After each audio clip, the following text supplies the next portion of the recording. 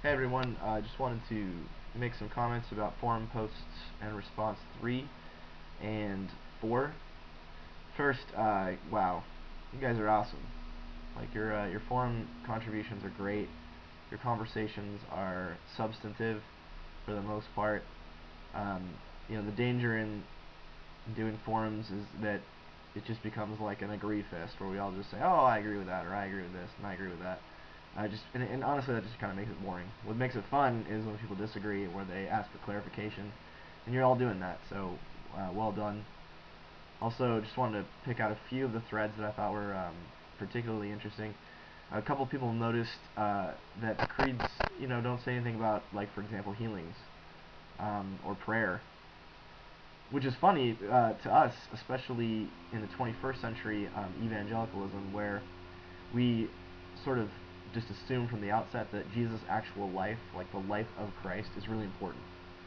It never occurs to us that we wouldn't want to be thinking about things like um, his healings or exorcisms or charisms that are acquired by the church with the from the gifts of the Holy Spirit. Um, and it's just interesting that you get virgin birth, and then you get crucified under Pontius Pilate, raised the third day. You don't get a whole lot of Jesus' actual life, and that's strange. Why is it that that wasn't important um, to the authors of the creed? And I don't know. I don't know the answer to that question. I know that one of the issues is that for the authors of the creeds, a lot of what they're doing is trying to counter heresy and to establish, orthodoxy. This is what the churches always and everywhere teach. Um, and I think there was probably really a broad consensus in the early church that the life of Jesus is for imitating. Matthew 5 to 7, the Sermon on the Mount, that's just ethics. That's just what Christians do.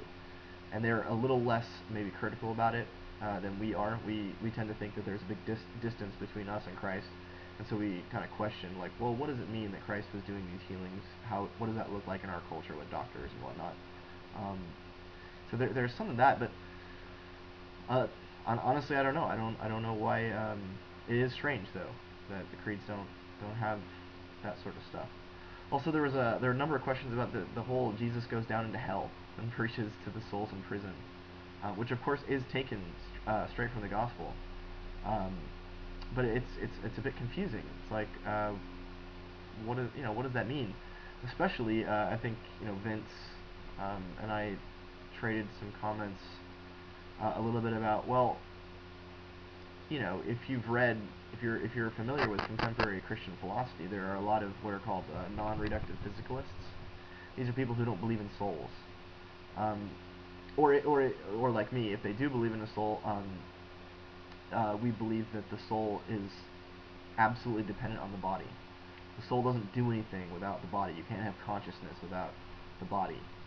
Um, and in the case of Jesus, well, if his body's dead, how does he travel down to hell? How does what does that even look like? What does that even mean? Those are confusing topics, and a big part of that is that the creeds were written in a time and in a place where Neoplatonism, a completely different worldview, was um, taken for granted by people in the world. People in the world were followers of Plato, Plotinus, Aristotle, and the physics of their world was different than the physics of ours. We tend to assume that science, cause and effect, a physical universe that is more or less a closed system. We tend to assume that just in the way that we think, act, and speak. And our faith challenges that to some extent. It says, well, that's not all that's going on, but it leaves open for us how that works. And so phrases like that in the creed draw our attention to the tension between the worldview we've inherited by being brought up in the West and the Jewish faith that we've inherited from the gospel. So there is an interesting tension there, and there should be a tension there, and I'm glad that a lot of you noticed it. This week's forum post and response, you're reading Genesis 18. This is the story where the three men visit Abraham, and they tell him that Sarah is going to have a child. Sarah laughs. Um, And the forum is really about what does it mean to be someone who is creedal in the way that we read when we encounter this text. Now there is easy, low-hanging fruit here, and it was actually first pointed out by Origen. When Origen read this text, he said, the three men, well, that's the Father, the Son, and the Spirit. Because he's Trinitarian, he reads this Genesis passage as witnessing to the existence of the Trinity. If you read it that way, that's great, and if you want to write about that, I think that's perfectly legitimate. But beyond that, what I'd really like you maybe to try to do, if you have a chance, you have some time to reflect and think about it, is try to read this text, or really any text, but narratives are the easiest ones to do this with, and say, well, what kind of God is being witnessed to by this text? What are this God's characteristics? And then think, well, we're creedal. It means we confess that the Creator God is the Father of Jesus Christ and the sender of the Spirit.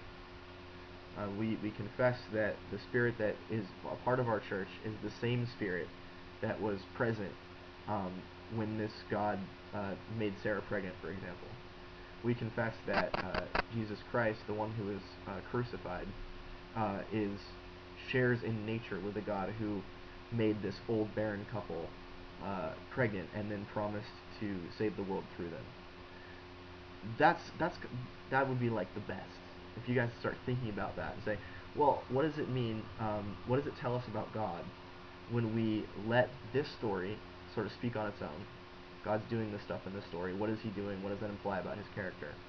And then say, and we know that this is the same God who also did X, Y, and Z, sent the Son who led a life of liberation, of healing, of exorcism, of spreading good news, who brought the kingdom, and also the God who gave the Spirit that's animated the church and given us new life and the ability to pursue holiness as well as spiritual gifts. Who is this God, and what does it look like for us, where we not only read Genesis 18, because presumably so do Jews and Muslims, but we also read Genesis 18 in light of the fact that we're creedal. We believe in the New Testament. We believe in the revelation of God in His Son and in His Spirit. So that's kind of what I'm looking for. I don't know exactly what to expect. Surprise me. All right, see ya.